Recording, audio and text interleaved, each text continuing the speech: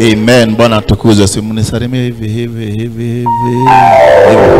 Salimia mwenzako high five unapokaa chini katika jina la Yesu Kristo. Yes. I want to take this opportunity to welcome you all in the presence of the Lord. My God has been so gracious to me and my family. We are because of his grace. Na sichukui jambo hilo likiwa ni jambo la kawaida. Maana najua kuna wengi ambao wangetamani kuwepo hapa lakini hawapo, na si kwa ajili ya jitihada zangu lakini ni kwa neema yake ambayo inanifanya nimtukuze katika jina la Yesu Kristo. Hallelujah. Yes, I want to bring the word of God to you this morning because that is the essence as to why you came. Sababu ya kufika hapa ni kwa sababu tunataka tukusikia Mungu anasema nini na maisha yetu, na najua kwamba Bwana anaenda kutubariki katika jina la Yesu Kristo. Hallelujah. Amen. So the Bible says in the book of Judges chapter 1 and verse Judges chapter 2 verse 10, sorry, not verse chapter 1. Judges chapter 2 and verse 10. Tunaenda kusoma neno lake Mwenyezi Mungu na tutaweza kuona vile ambavyo Mungu anavyosema katika aya hizi za Biblia katika jina la Yesu Kristo. Tukiwekewa kwa runinga itakuwa sawa. Ana ni vizuri. Judges chapter 2 verse 10.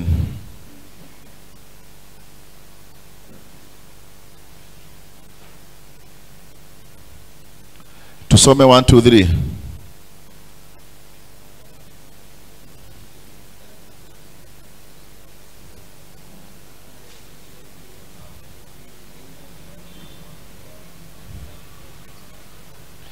Tusome tena 1 2 3.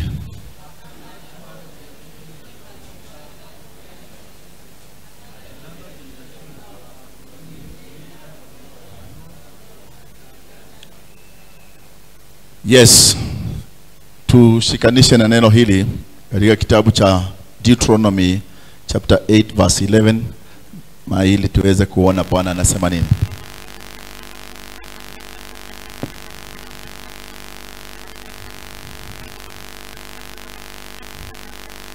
Deuteronomy chapter 8 and verse 11, the Bible says, "Be careful that you do not forget the Lord your God, failing to observe his command, his laws, and his decrees that I am giving you this day." Neno la Mungu ndilo tunataka kulishiriki asubuhi ya leo. Na ninataka kuzungumzia kuhusu the battle for the next generation. The battle for the next generation. Vita dhidi ya kizazi kijacho. Biblia tumesoma kuhusiana na habari ya wana wa Israeli. Na ninapozungumzia kuhusu the battle for the next generation, ni itatusaidia kuelewa. Maana tunasoma Biblia na imesema mahali hapa katika Judges chapter 2 and verse 10. Ya kwamba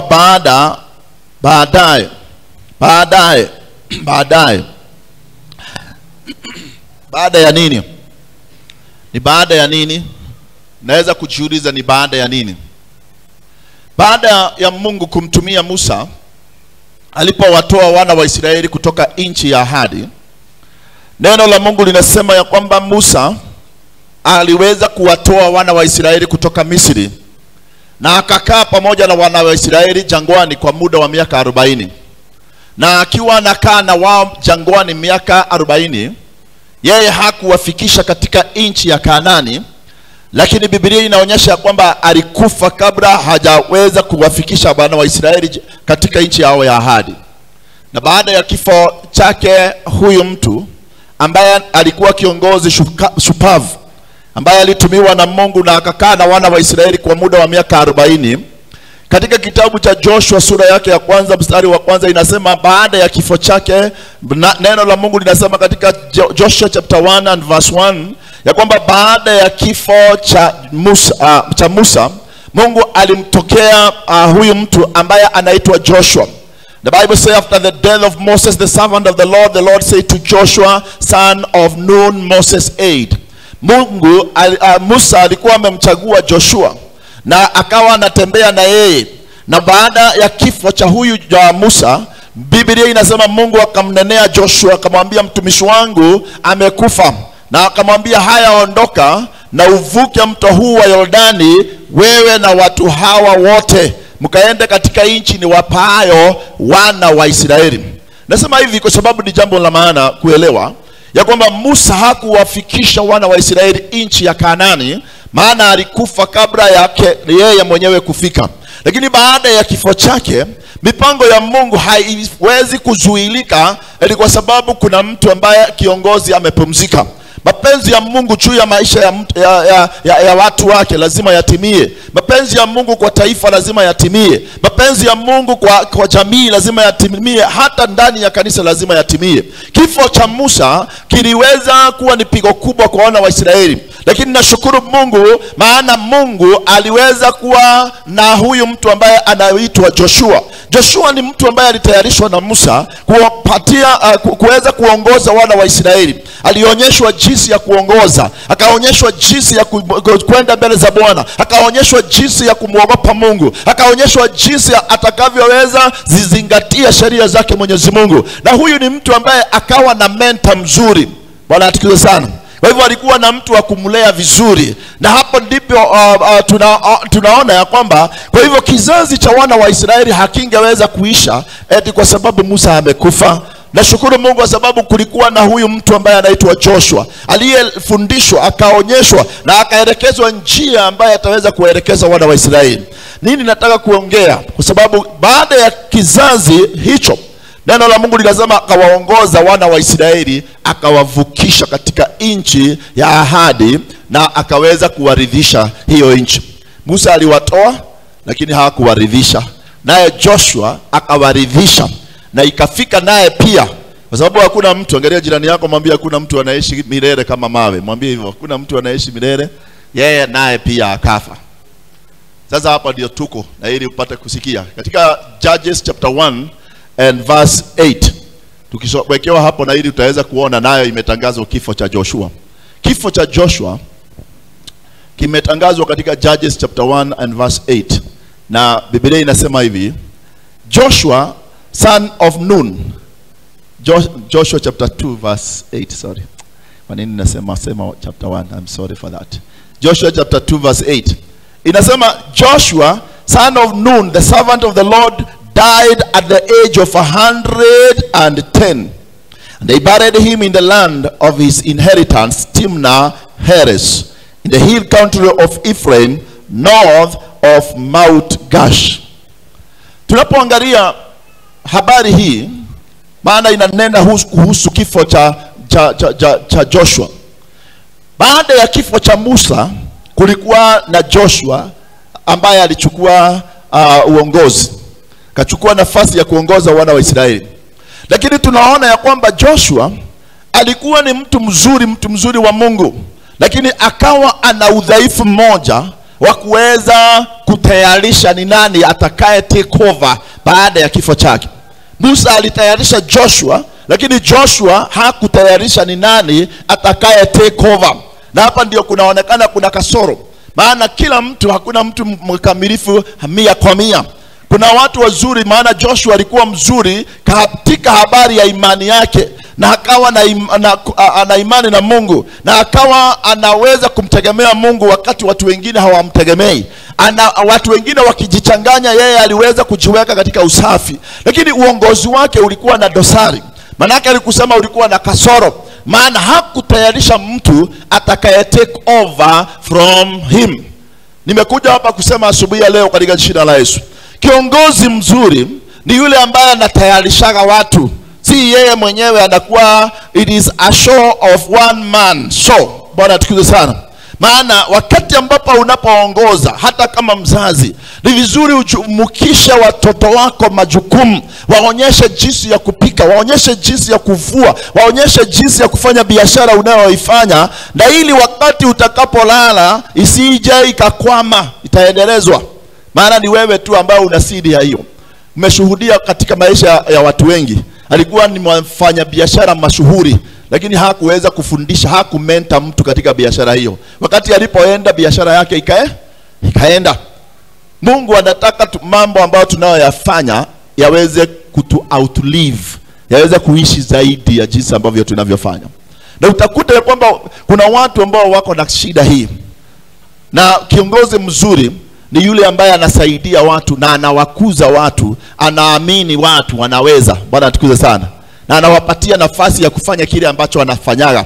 Naye Musa alipatia Joshua, lakini Joshua hakupatia wengine nafasi. Na hii ndio udhaifu mmoja ambayo iliweza kuleta shida hii ambayo tunaongea kuhusu a generation gap. Bwana atukuze sana. Alikuwa sawa. Angalia jirani yako mwambie Joshua alikuwa sawa. Lakini kasoro yake ni ya kwamba hakutayarisha, he never mentored anybody. Na so after the death of Joshua, there comes what we call the judges. Waamuzi, the judges.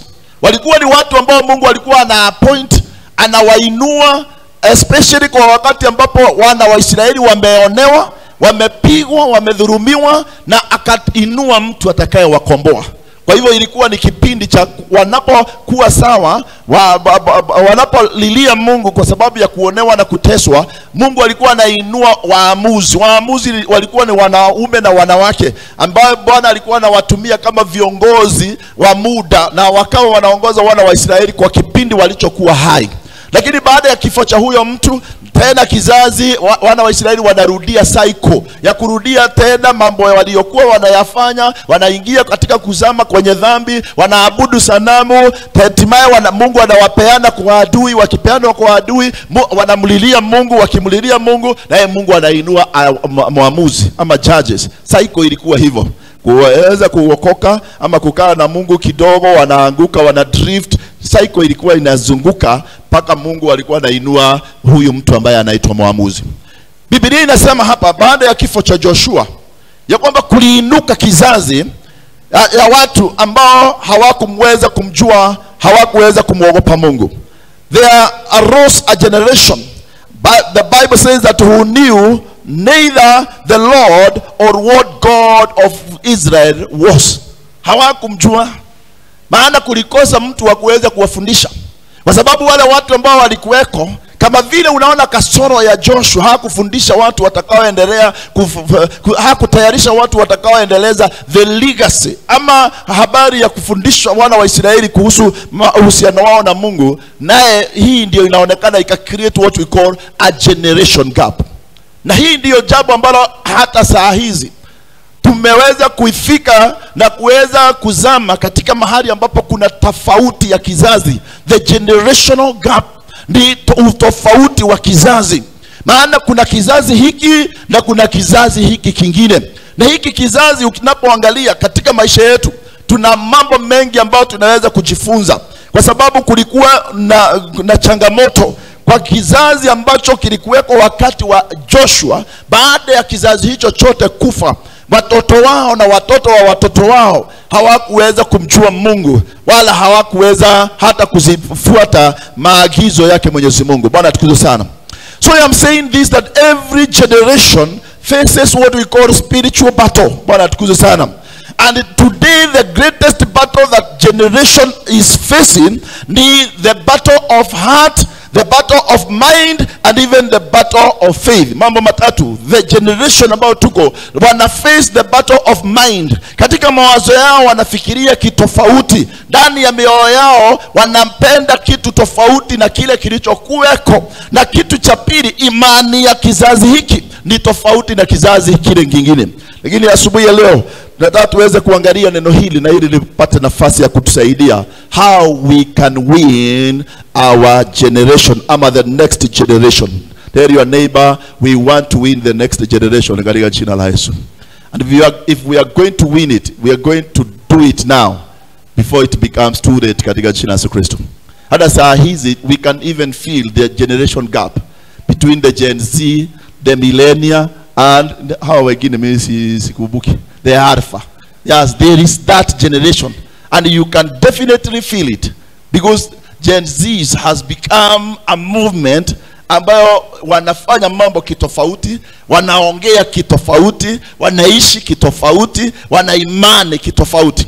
Na hii ndio mambo ambayo tunaongea kwamba unless we win the generation, the next generation, unless we fight for the next generation, saa hii ambapo tuko uhai, tusifanye mambo kama Joshua ya kwamba baada ya kuondoka kwetu, then hiki kizazi ambacho kiko kinaweza kikawa ni kizazi ambacho kitapotoka na kiweze kumwacha Mungu na kisahau ni nini ambacho wanastahili. So tell your neighbor, if you don't disciple this generation, mwambie vizuri, if you don't disciple. To disciple ni kumfundisha, kumwelekeza na kukaa na yeye kwa njia ambayo inafaa. Bwana atukuze sana. When we talk about discipling, disciple is a relationship between a teacher and a student. A disciple is a student of a teacher. Now, when we talk about a disciple is a teacher of a student, a student of a teacher, the teacher then must be a good example. Lazima huyo ambaye ni mwalimu awe kuwa ni mfano mwema katika jina la Yesu Kristo. Awe mfano mwema kwa maneno, kwa matendo na hata katika kuishi. Jina Bwana tukuzwe. Kama unataka watu waweze kusoma na wewe, ni lazima uwe sawa na ili watu kile ambacho unachofundisha. Usiwe unafundisha watu wakunywe maji lakini wewe unakunywa divai. Na hii ndio tofauti ambayo inaletwa na hii generation gap. Na ninaomba Mungu baada ya mahubiri haya kwamba Bwana atatusaidia katika jina la Kristo. Hallelujah. So the cry of the Israelite, kilio cha wana wa Israeli, was not defeat in battle. Hakikuwa kupoteza vita, maana Mungu alikuwa amewainua na wakawa ni watu ambao walikuwa mashuhuri. Bwana alikuwa ameinua watu ambao walikuwa wanaweza kupigana vita. Hata ukisoma kitabu chote cha Judges, utasikia kuna watu ambao Mungu alikuwa amewapatia vipawa ya kupigana na mikono yote miwili. Maana saa zingine sisi kama wanadamu tunaweza kutumia tu mkono moja. Kama ni mkono wa kulia unatumia mkono wa kulia. Kama wewe ni wa kushoto unatumia mkono wa kushoto. Lakini Mungu alikuwa ameinua kizazi. Ukisoma, nimekupatia nafasi ende usome kitabu cha Judges. Unasikia kuna watu ambao walikuwa na uwezo wa kuweza kutumia mikono yote miwili. Bwana atukuze sana. Kwa hivyo si kusema ya kwamba kuna vita walivyovipoteza, maana wangeweza kurusha mawe kwa kushoto na wangeweza kurusha mawe na kuchukua silaha kwa mkono wa kulia. So the greatest tragedy was not the defeat in battle, but spiritual amnesia. What is amnesia? Amnesia ni kitendo ama hali ya kusahau. Hallelujah. Unasikia mtu ameshikwa na dementia ama amnesia ama dementia. Ama amnesia ni mtu ambaye hakumbuki kitu. Na mwambie jina lako, wazazi wakizeeka, hata watu wengine wakizeeka wanafika kiwango hicho. Na mwambie ni mimi fulani. Lakini ukiondoka kidogo, na ni nani alikuwa anakuambia hata sikumbuki. Si uniambie jina yako. Umekutana na watu kama hiyo. Ni watu ambao wako na memory loss. Kwa hivyo kitu moja ambacho watu wa kizazi hiki wako nacho ni what we call the spiritual amnesia. Watu ambao wanasahau, kusahau. Wanasahau mahali ambapo Mungu amewatoa. Wanasahau Mungu ni nani na nafasi ya Mungu katika maisha yao. Wanasahau jinsi ya kumwabudu Mungu kwa njia ipasavyo, na wamebuni mambo ambayo wanaweza kuyafanya katika maisha yao. So this generation ya kwamba they forgot who God was. They forgot who God was because their fathers stopped testifying them. Walisahau ni nani, vile Mungu alivyokuwa. Maana kuna wakati ambapo unaangalia mambo na unayabeba mambo kama kawaida, kiwango ya kwamba wewe unasema wataelewa, wata-understand. Na kama utazidi kusema ya kwamba wataelewa, nao kizazi hicho ambacho unasema kita-understand, nacho kinasema hivyo hivyo. Na ukiangalia msemo ambao the kizazi ambacho kiko, utaweza kuona ni watu ambao wako na mambo kama hayo. Wanasema wazazi hawa-understand. Maana nao wazazi hawa-understand kizazi hiki. Na ninaomba Mungu katika jina la Yesu Kristo ya kwamba Bwana atatusaidia tusimame mahali petu. Tusiwe kama Joshua ambaye baada ya kuondoka kwake, kizazi kilichokuja baada yake hawakuweza kumjua Mungu. So the enemy does not just attack individual. Yeye ana attack what we call, he attacks and he targets the generation. Na hapa ukisoma habari hii itakushangaza. Maana kutoka that statement in the book of Judges chapter 2 verse 10, itakushangaza kuona vile ambavyo there was a spiritual drift of both faith na mambo ambao walioweza kuyatenda katika maisha yao katika jina la Yesu Kristo. So, what is the strategy of the enemy? Maana hawa tunaona ya kwamba behind kitendo chochote, behind habari ya watu kuweza kurudi nyuma, there is a spirit behind that. Kwa hivyo watu hawa kizazi hiki walisahau Mungu na wakaanza kufanya mambo waliokuwa wanataka. What was the strategy of the enemy? Number one, it was to capture their identity.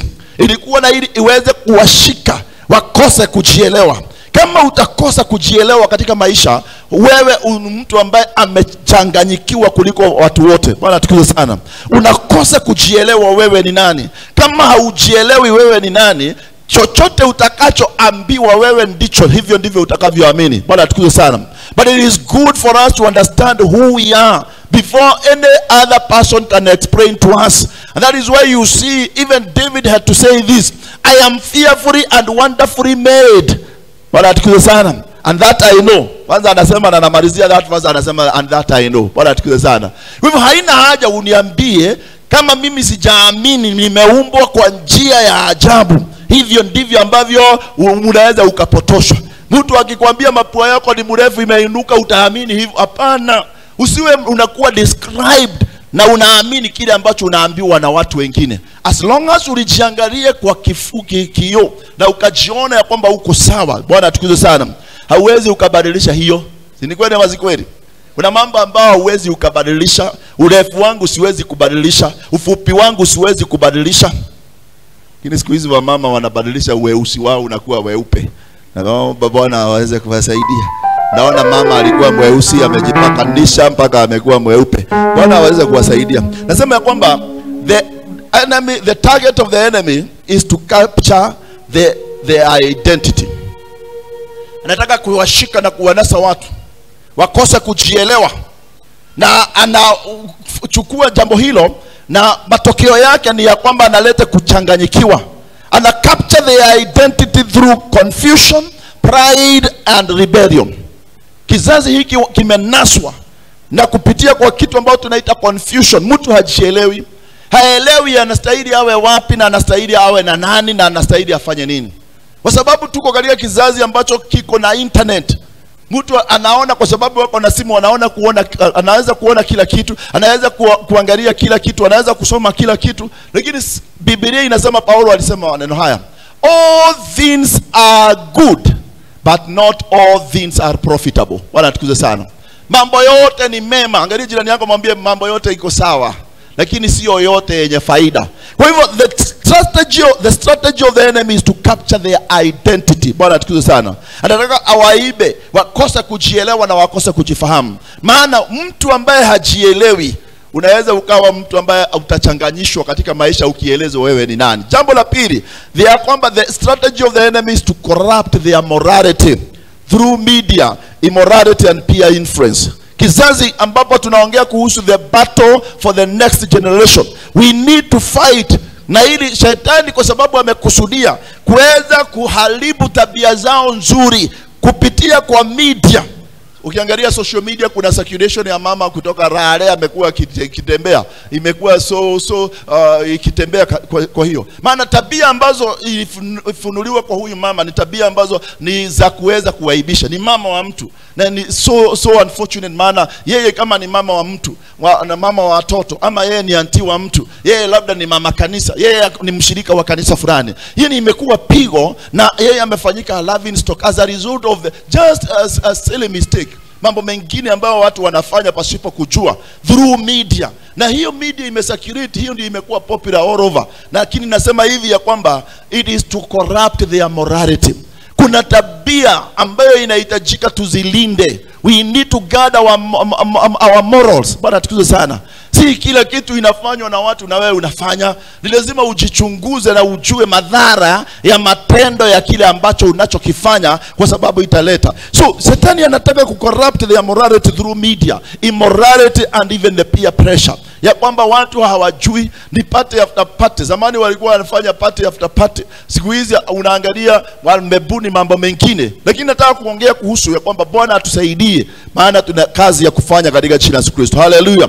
Another strategy of the enemy in this generation is to weaken their faith by making sin look normal and holiness outdated. Shetani amewafanya waweze kuona ya kwamba dhambi kwao ni kawaida, and holiness is outdated. Ukisema wewe ni wa kanisa, unaonekana wewe ni kama umechelewa, ni kama haujui wewe uko wapi, kwa sababu wewe kama haukunywi, kama uvuti bangi, kama haufanyi mambo yale wanaoyafanya, inaonekana as if you are outdated. But I'm here to say, Mungu atusaidie, because kama kizazi hiki tutaweza kuwa na kizazi cha kesho, maana hicho ndicho tunahitaji kupreserve. Ni lazima tuweze kuwa macho katika jina la Yesu Kristo. Jambo la 4, shetani, strategy ya shetani ambayo anaitumia, it is to silence the parents and the church. Kama kuna kitu ambacho saa hizi kimepigwa ni wazazi. Watoto generation ambayo iko haina heshima kwa wazazi, haina heshima kwa viongozi, haina heshima hata kwa kanisa. Hao ndio kizazi wanasema we left the church but we never left God. We left the church but we never left God. Lakini niko hapa kusema ya kwamba kama watakuwepo kesho, lazima waangalie na learn from all the mystic, kizazi kile ambacho kilikuwa wakati wa Joshua kilichofanyika katika jina la Yesu Kristo. Hallelujah. Hallelujah. Amen. Bwana atukuzwe sana. Napoangalia mambo haya kwa haraka, ni vizuri tuweze kuangalia what are the challenges ambazo zinapatikana katika kizazi hiki na kizazi kile ambacho kilikuwepo. Number 1, there is what we call communication gap. There is what we call communication gap. Mawasiliano. Watu jinsi wanavyoongea, mawasiliano, communication inatusaidia kuweza kuelewana, na naongea kuhusu jambo hili. Nataka kuonyesha kuhusu tofauti ambayo iko katikati ya communication gap. The older generation, ambao ni kizazi hicho kama cha Joshua, ambao ni akina sisi, we value respect. The older generation values respect and authority, while the younger people prefer 2 things: openness and expression. This generation, they major so much on openness and expression. Wanasema tunataka tujieleze, hatuna shida. So there is what we call the communication gap.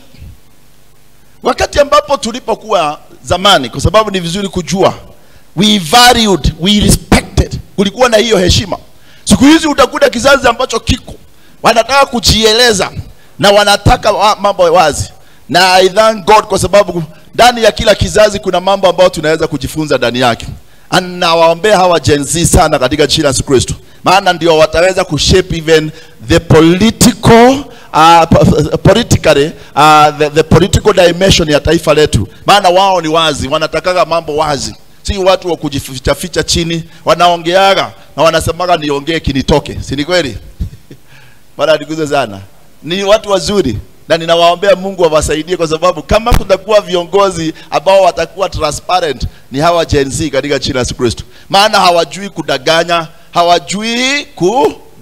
wanaongeaga wazi na wanaitaka kijiko. Zamani zile sisi tu hatukuita kijiko. Generation iliyokuweko ilikuwa ina mambo ya kudanganya. Kwa mfano, mama mjamzito alikuwa anakuja na katoto, anaambia watoto wake nimenunua katoto. Saa hizi sio hiyo. Generation hii anaelewa even biologically, scientifically process ambayo mtoto anaelewa. Na tuliamini hivyo na hatungeweza kuchallenge hiyo. Communication ilikuwa ni unapitishwa bali kwa point. Generation hii ni go directly to the point. Go directly to the point. Unataka kusema nini? So there is what we call communication gap. Na hii ndio ambayo tunaona ya kwamba generation iliyokuweko iliweza kuvalue the older. Angalia hii neno katika kitabu cha Leviticus chapter 19 and verse 32. Leviticus 19 verse 32, Biblia inaonyesha what happened. Mimi nikikua na tukikua mpaka generation hii ambao tuko hiyo, sijui mimi ni generation gani by the way? Je, mimi generation gani? Ati woman. Hiyo. Haya, katika kizazi chetu hii neno lilikuwa linafanya kazi kwenye kijiji, shuleni, katika mahali popote. 1 2 3 inasemaje? Muondokeeni mtu mwenye mvi, heshimuni uso wa mtu mzee, nawe mche Bwana, mimi ndi Mungu wako. Inasema stand up. Sisi tunaelewa, sisi ambao ni hao tumetajwa. Shuleni ulikuwa hungerara kwa nyasi, mwalimu akipita lazima usimame. Hungekaa wakati mtu mzee siku hizi, angalia jirani yako babie, kuna tofauti. Mutagogana mabega kwa mabega. Maana wao hawajui hiyo. Kwa sababu kuna communication gap. Na ninaomba Mungu atusaidie ya kwamba sisi tuliwajali na tukawaheshimu hao. Lakini naongea kuhusu ya kwamba hii ni jambo, kwa sababu the generation ambayo iko ina prefer openness and expression. Nataka kujieleza na nataka kuongea, aonekana kujiongea, na anataka openness. Na as a result of communication gap, kuna what we call misunderstanding, because each other, the generation ambayo iko na generation ambayo iko ya Gen Z wanaongeaga lugha tofauti. They talk a different language of life. Kile ambacho niliona ni cha kuheshimiwa na kuheshimika, hawaoni hicho, macho yao inaona kitofauti. Lakini nasema ya kwamba we need and we must win the battle for the next generation katika jina la Yesu. Hata kama mambo yako hivyo na mambo yanaonekana yako hivyo, lazima tuweze kuwin na katika habari hii. Another challenge ambao tunaangalia kwamba in a generation challenge ni what we call the moral and spiritual drift. The moral and spiritual drift. The younger generation often faces a stronger temptation through what we call technology, through media and peer influence. Wana ushawishi kupitia kwa vyombo vya habari, wana ushawishi kupitia kwa Facebook, social media, Facebook, WhatsApp na Twitter na the like not. Wanapata ushawishi wao mahali pale. Na hapa ndio unaona ya kwamba the faith of parent may not automatically transfer to their children. Imani sio kitu ambacho inaweza kupelekwa automatically. Wazazi, hata kama tunasema tumeokoka, hiyo wokovu, one of the challenge ambayo nimekuwa nikisikia generation hii wanasema ni wewe ambao umeokoka na Mungu wako ni Mungu wako. Kwa hivyo mimi nahitaji nimjue Mungu wangu. Najua zamani tulikuwa kama hata ungeenda kuhubiri Umasaini, hata sasa hivi kama utaenda kuhubiri upande wa Marsabit, upande wa Masaini ama kwa Turkana, ukiombea baba wa jamii aokoke, anasema mama, anaitaka mama haraka, mama kuja na watoto, wanaombewa wokovu general, wanaokoka maana baba ameokoka.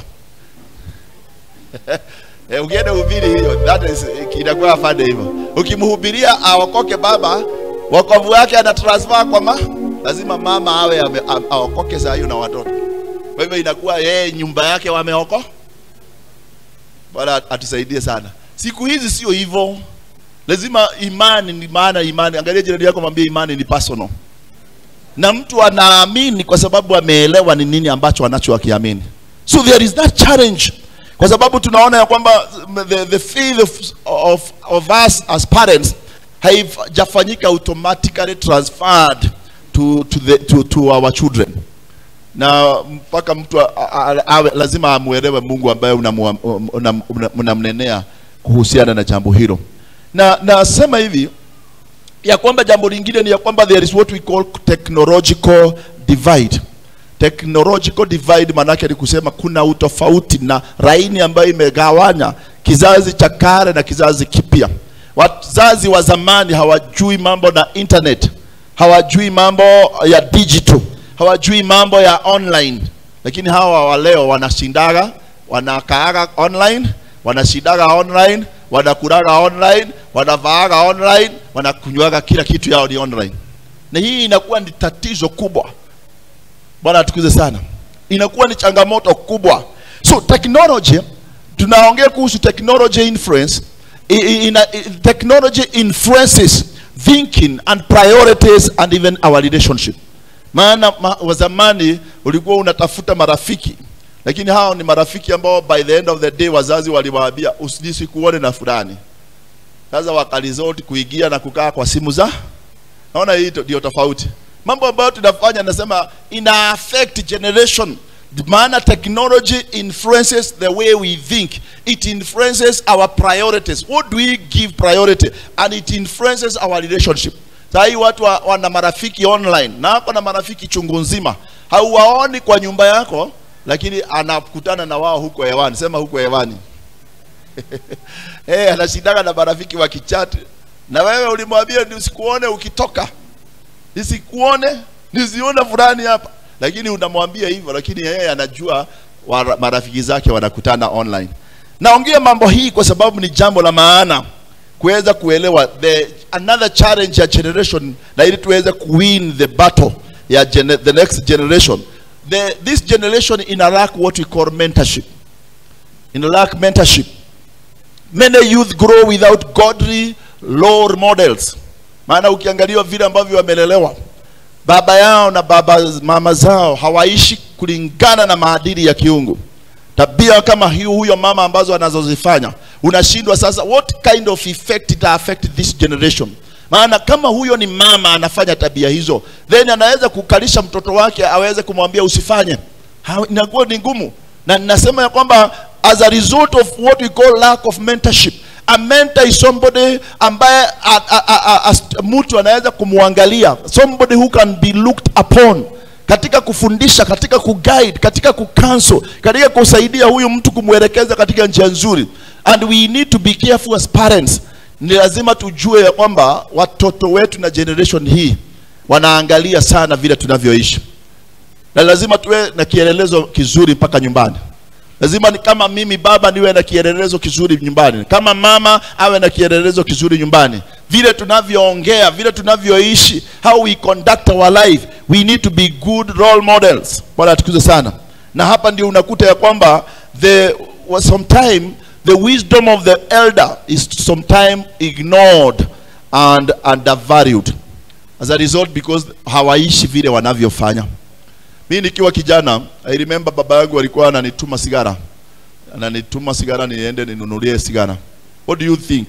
Baada ya kuwa mtu mkubwa, silibidi nitamani kile hiki, nijaribu kujua ni nini kizuri kiko ndani ya sigara. Maana aliishi, lazima ni mimi ningeenda kununua hizo sigara. Na ndio unakuta siku hizi wazazi wanataka watoto wao waache fobe, lakini wao wanakunywa fobe.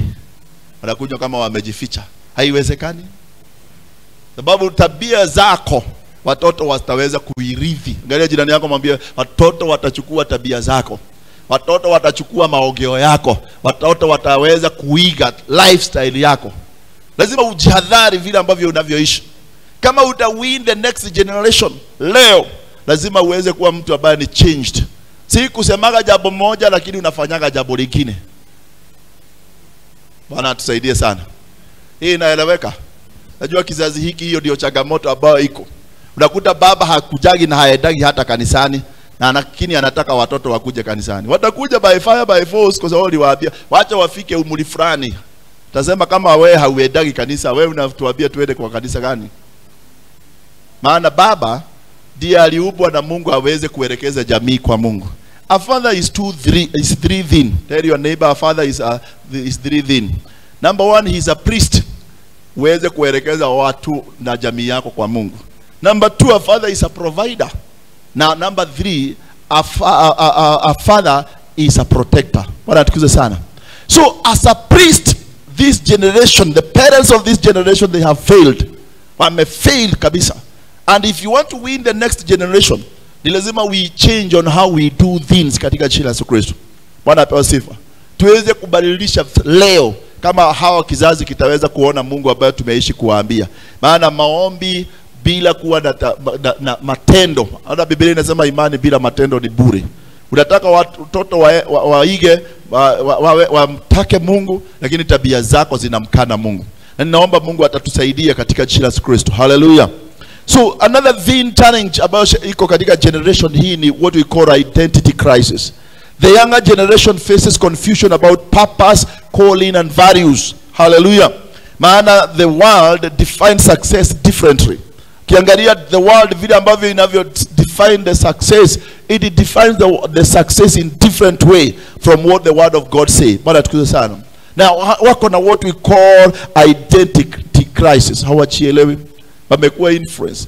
Na maana hawachielewi kile ambacho wanaambiwa na kile ambacho wanaelekezwa, wanatafuta kukijua na wanatafuta kukifanya katika maisha yao. Tukisoma in the Bible tunaweza kuona the biblical example of generation challenges. Moja wapo ya hii generation challenges unasoma katikati ya watoto wa Eli na baba yao, Eli na watoto wake. Katika 1 Samuel chapter 2 verse 12 to 17 tunaona ya kwamba watoto wa Eli walidishonor Mungu kwa sababu ya kukosa kuelekezwa na maadili yaliyo mema. Baba ambaye alikuwa ni kuhani huyu Eli, hebu tusome kwa Kiswahili katika jina la Yesu Kristo. 1 2 3 tusome kwa Kiswahili. Basi hawa wana wa Eli walikuwa watu wasiofaa kitu, hawakumjali Mungu. Hebu tuweke hapa ukae. Eli alikuwa nani? The priest, alikuwa kuhani. Eli alikuwa nani? The pastor by that time. Lakini watoto wake Biblia inasema ya kwamba walikuwa watoto wasiofaa kitu, hawakumjali Bwana. Kwa sababu kuna shida moja. The challenge was on upbringing ya hawa watoto. Habu tusome. Wala haki ya mahukuhani iliyokuwa kwa watu wakati huo, mtu yeyote alipotoa, sikiza sasa kasoro yao, mtu yeyote alipotoa dhabihu wakati wowote, ndipo huja mtumishi wa kuhani. Tusome. Nyama ilipokuwa katika kutokota, naye akawa na uma na meno matatu, uma ya meno matatu mkononi mwake. Then anafanya nini? Verse 14. Hawa ni watoto wa Eli. Anafanya nini? Naye hutia kwa nguvu humo hiyo chuma chunguni au birikani au sufuriani au chomboni nyama yote iliyoinuliwa kwa huo uma, kuhani huichukua mwenyewe. Ndivyo walivyofanya huko Shilo kwa wana wa Israeli wote waliokuja huko. Kama vile sasa watoto naona kuna sadaka inatolewa hapa ya shukrani. Badala niipokee, Mudhoni na John wanaruka ndio naipokea. Wanaruka tu anaichukua. Kwani imeenda wapi tafadhali siurudishe? Haya. Hiyo ni tabia nzuri. Haya tuangalie. Tabia zingine zinakuwa entertain. Na mimi niko tu pale najiangalilia, maana ni watoto wangu, nika baba na kamamu yangu. Si ni sawa? Sasa angalia verse 15. Naye hutia verse 15 tulikuwa tunasoma verse 15. Weka verse 15 na 16. Inasema tena kabla ya kuteketeza mafuta, huja mtumishi wa kuhani akamwambia yule mwenye kuitoa dhabihu, mtolee kuhani nyama ya kuoka, kwa kuwa hataki kupewa nyama iliyotakazwa bali nyama mbichi. Yeye alikuwa wanataka mpaka hiyo nyama mbichi. Verse 17 tusome na ili uweze kusikia. Naongea kuhusu the generation gap challenge ambayo ilikuwepo. Verse 16, verse 17. Verse 16. Weka 16. Tena ikiwa mtu yule amemwambia hawakosi, wataichoma moto haya mafuta kwanza, kisha utoe kadri ya roho yako itakavyopenda. Ndipo usema sivyo, lakini sharti unipe sasa hivi. La hunipi, basi nitaitoa kwa nguvu. Sasa soma verse 17. Verse 17. Kwa hiyo dhambi yao wale vijana ilikuwa kubwa machoni pa Bwana, kwa maana hao watu walidharau sadaka ya Bwana. Hebu enda verse 18 kama iko. Verse 18. Yani tulikuwa tunasoma hapa inasema, lakini Samueli alikuwa akitumika mbele ya Bwana, naye alikuwa kijana mwenye kuvaa na ivera. Nasema hivi, the priest's sons dishonored God, showing the danger of weak parental correction. Hata kama tunalea watoto lazima tuwaelekeze kwa njia inayofaa. Kile ambacho hastahili kusema na kile ambacho hastahili kuguza asiguze. Kama we want to secure hii generation ya watoto wa saa hii, ya kwamba anaweza kufanya lolote, anaweza kufanya anything. Galia jirani yako mwambie lazima uonyeshe mtoto wako mipaka katika jina la Yesu. Namuele. Si kwa sababu upendo wako kwako isije ya kumharibu. Lazima iwe ni ya kumrekebisha katika jina la Yesu. Si unamwangalia anasema anything, anasema anything, anafanya anything, na wewe uko hapa unanyamaza, utakutana na watoto kama hawa wa Eli, watakuaibisha. Na hii ndio kizazi ambacho tunachokilea. Tunaangalia ingine, kilikuwa ni kizazi kingine kiovu cha Samuel sons. Ukisoma katika 1 Samuel chapter 8, huyu aliyetumika mbele ya Samueli ni Eli. Naye Samueli alikuwa ni shujaa wa imani na kiongozi mzuri, lakini watoto wake wakawa na udhaifu. Biblia inaongea kuhusu hapa ya kwamba watoto wake katika 1 Samuel chapter 8 verse 1 to 5. We are talking about the generation gap, the challenges ambazo ziko katika kizazi. Na Mungu atusaidie na ili tupiganie the generation ambayo ipo. Hebu tusome, hata Samueli alipokuwa mzee aliwafanya wanawe wawe waamuzi juu ya Israeli. Verse 2. Kwa haraka John. Na jina la mwanawe mzaliwa wa kwanza aliitwa Yoeli, na jina la pili Abia. Walikuwa waamuzi katika Beersheba. Verse 3. Ila wana, hebu tusome. Ila, soma kwa Kiingereza. But his sons did not follow his way. They turned aside after dishonest gain and accepted bribe and perverted justice. So all the elders of Israel gathered together and came to Samuel at Ramah. Nilikuwa nataka kukuonyesha hata Samueli, hata changamoto hii sio kwa washirika, hata katika nyumba ya wachungaji inaweza ikawa. Bwana tukuze sana. Inaweza ikawa tatizo na changamoto hata kwa nyumba ya wazee wa kanisa, kwa nyumba ya mashemanzi, kwa nyumba ya viongozi. Inaweza ikawa mambo hayo, na ndio naongea kuhusu jambo hili. Naongea kuhusu hili maana ni jambo la maana tupate kuelewa ya kwamba kuna mfano mwema ambao ninataka kumalizia nao katika Timothy, katika kitabu cha 2 Timothy chapter 1 verse 5 to 7. Kuna wazazi wazuri ambao tunaweza kuwakope. We can make them our role model, kama hawa wazazi ambao wameandikika mahali hapa. 2 Timothy chapter 1 verse 5 and 7 inasema hivi. 2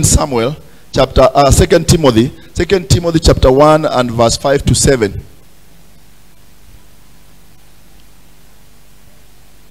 Hebu tusome. Kumbuka imani ulio nayo isiyo na unafiki. Tusome.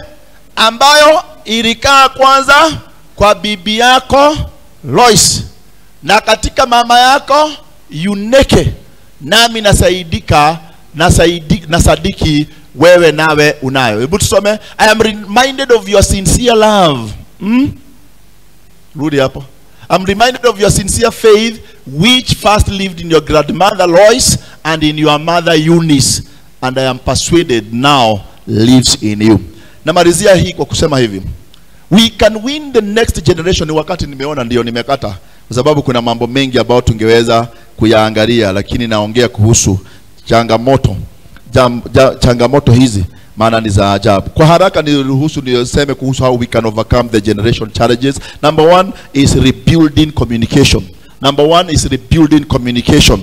You need to create space for listening and mutual respect. Create space for listening. Si kuongea tu, create space for listening. Na ili kuweza kuheshimu hata opinions za huyo mtu mwingine. You need to speak truth in love. Ongea ukweli kila wakati. Si kuongea ukweli nusu na uongo nusu. Hapana. Waefeso 4:15 inasema speak truth in all love. Number 2, you need to be intentional. You need to do what we call intentional mentorship. Elders should train and model godly living. Elders, wazazi lazima waweze kuwa waelekezi wazuri, wawe kielelezo kizuri kulingana na Titus chapter 2 verse 3 and 8. Watu wazazi tuweze kuwa wenye kielelezo kizuri. Number 3, we need to make prayer and intercession for them. Prayer for restoration of families and generation. According to Malachi chapter 4 verse 5 to 6. Tuombe Bwana kwamba atarejesha kizazi hiki, tuweze kuwafanyia maombi na ndua katika jina la Yesu Kristo. Number 4, we need to teach them and even disciple them. Uweze kuwa mfano mwema, uweze kuwa kielelezo kizuri by teaching them. The Bible says teach God's word consistently at home. In the book of Deuteronomy chapter 6 verse 6 to 7. Deuteronomy chapter 6 verse 6, teaching and discipleship. Number 5, embrace change without compromise. Lazima tukubali kuna mabadiliko. Si kungangana na mabadiliko. Lazima tukubali kizazi chetu kilikuwa tofauti na kizazi hiki. Lazima mabadiliko tuyakubatie pasipo kujichanganya ama pasipo kucompromise. Mambo kama hayo. na najua kwamba you need to adapt methods while maintaining the message. Adapt the methods while maintaining the message, na mambo hayo itakuwa sawa. Number 6, you need to bridge with love and understanding. Love connects generations stronger than rules do. Si kizazi tulichokuweko kilikuwa ni kizazi cha do and don't, lakini sasa tunasema ya kwamba love connect generations stronger than rules do.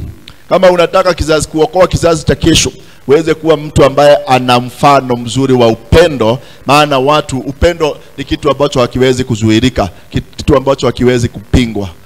Tuwapende na tupende kukaa na wao, tupende kutumia muda wetu na wao, na ninajua Bwana atatubariki. Si Bwana aweze kuwabariki katika jina la Yesu Kristo.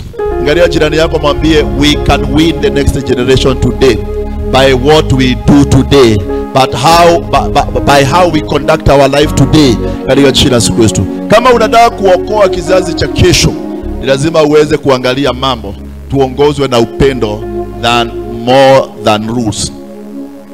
Ama hujawahi ona mahali ambapo kumeandikwa usikojoe hapa ndio wanaume wanakojoaga, usipitie hapa ndio watu wanapitia, usirushe takataka hapa ndio watu wanarushaga takataka. Rules ni nzuri, lakini haziwezi kufuatwa to the latter. Lakini kama unaweza kuandika the opposite, utaona watu watajiangalia. Kwa hivyo opposite ya hiyo rules ni upendo. Yaani jirani yako unamshike mkono, mwambie simama, na uwe na upendo mwingi ndani ya moyo wako. Uwe na upendo kwa mke wako, uwe na upendo kwa bwana yako, uwe na upendo kwa watoto wako. Tuwaheshimu, tukae na wao kwa upendo. Maana angalia jirani yako, mwambie wao sio sisi. Mwambie hivyo. Wao hawa generation hii Gen Z sio sisi. Lazima tukubali wao sio sisi.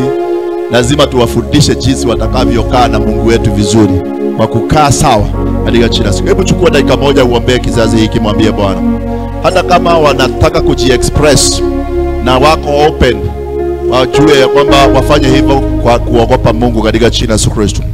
Tusije tukapoteza kizazi hiki kwa sababu ya kupewa uhuru mwingi, lakini tunaomba ya kwamba Bwana atawashika mioyo yao, ataielekeza mbinguni katika jina la Yesu Kristo. Aokoe miguu yao kutoka kuzimu, aielekeze mbinguni katika jina la Yesu. Nasi kama wazazi, Bwana tusaidie kuweza kuwa role model, tuweze kuwa kielelezo kizuri kwa maneno, kwa maisha, kwa matendo, na ili watoto wetu Bwana waweze kuiga maisha yetu, waige vile tunavyofanya mambo, waige vile tunavyofikiria. Tusiwe watu ambao Bwana ni vielelezo vibaya, lakini tuweze kuwa vielelezo vizuri katika maisha katika jina la Yesu. Kwa kusema, kwa kutenda, kwa kuishi na kufanya, Bwana tuweze kuwaelekeza watoto wetu na generation ijayo mbele zako katika jina la Yesu. Tukupende leo, tukuheshimu leo, tukutafute leo, tuwe na kiu ya neno leo, maana hiyo ndivyo watakavyofanya katika jina la Yesu. Tusiwe watu wenye mzaha, lakini tuwe watu ambao wamemakinika kwa utukufu wa jina lako. Tusaidie kama watu wako, maana tunakutamani, tunakutumainia. Kwa jina la Yesu Kristo tumeomba na hata kuamini. Baba, nakushukuru kwa ajili ya neno lako, kwa sababu ya kizazi hiki na kizazi ambacho Bwana tunatarajia ni kizazi cha kesho. Tunaomba ya kwamba Bwana utawasimamisha katika neema, utawasimamisha katika ukweli, na utawasimamisha katika neno lako. Kwa jina la Yesu Kristo tumeomba na hata kuamini. We want to give our offering.